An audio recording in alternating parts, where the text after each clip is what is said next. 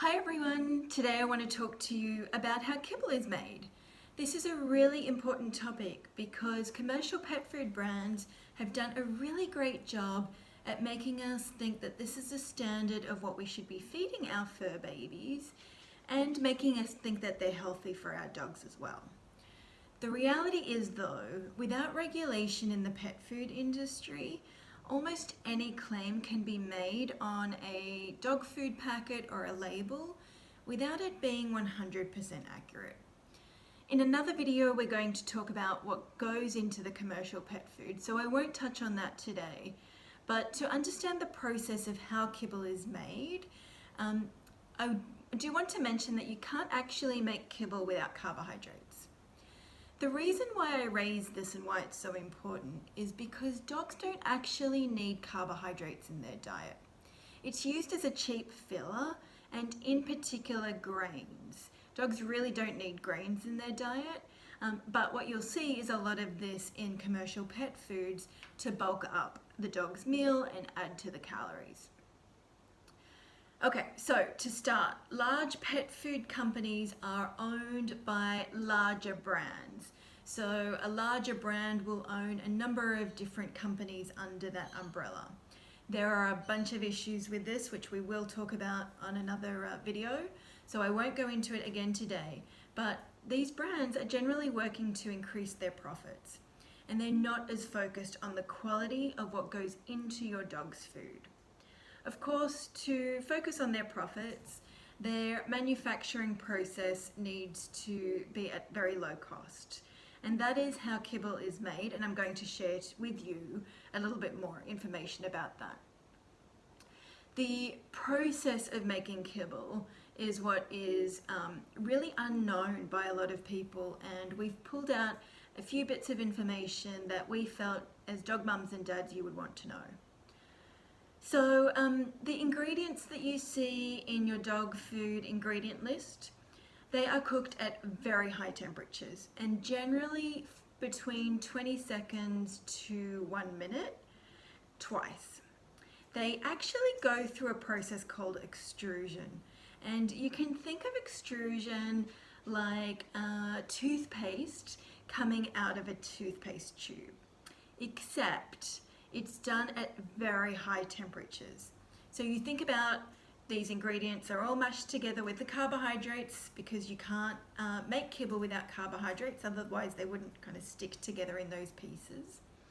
And they are cooked between 20 seconds to 1 minute at extremely high temperatures twice, and then they are dried at these high temperatures again. So they go through a very significant heat 3 times. So why am I telling you this? Because what actually happens is when they are cooked at such high temperatures, over 40% of the vitamins and minerals of those ingredients are actually stripped away. And so the ingredients that maybe you saw on the pet food label, maybe it said beef and carrots and broccoli, maybe rice, and you thought, oh, I know those ingredients, that's going to be good for my dog. The reality is that less than 40% of the quality of those ingredients are maintained and the vitamins and minerals because they've been stripped away from that heat. So that's one of the issues that we kind of don't know about as we're selecting our dog food. Another issue is that the process of creating kibble actually takes the moisture out of our dog food.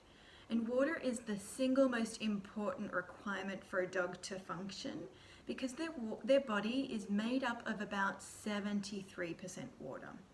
And it helps them to transport other materials, helps them to regulate their body temperature, and helps them with digestion, which is really important.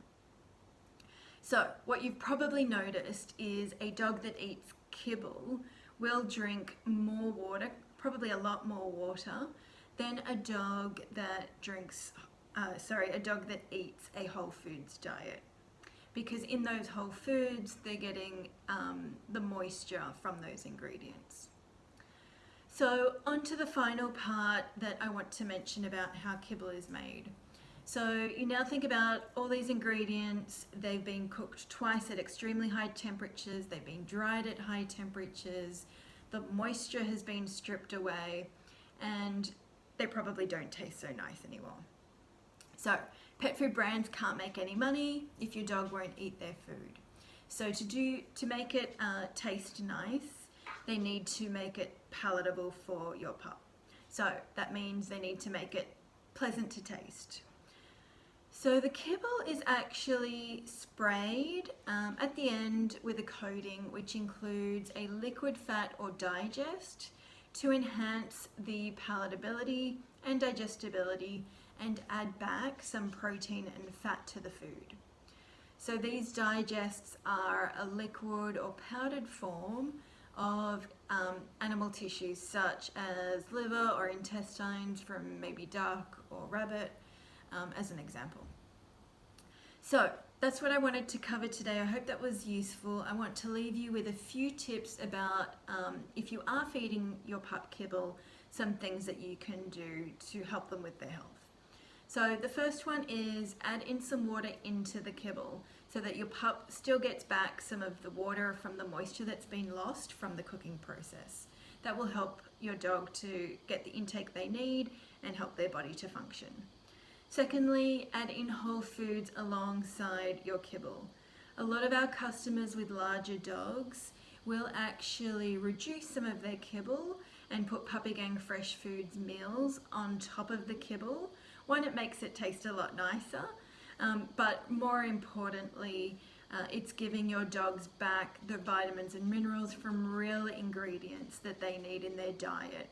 So by doing that, it really helps you to keep your costs low, but you know that your dog is getting the nutrients that they need in their food.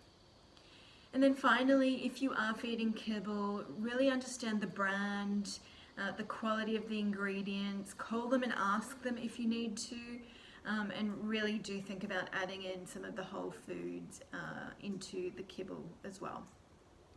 So if you have any questions about feeding whole foods, please email us at info@puppygangfreshfoods.com, or you can check out our website at puppygangfreshfoods.com.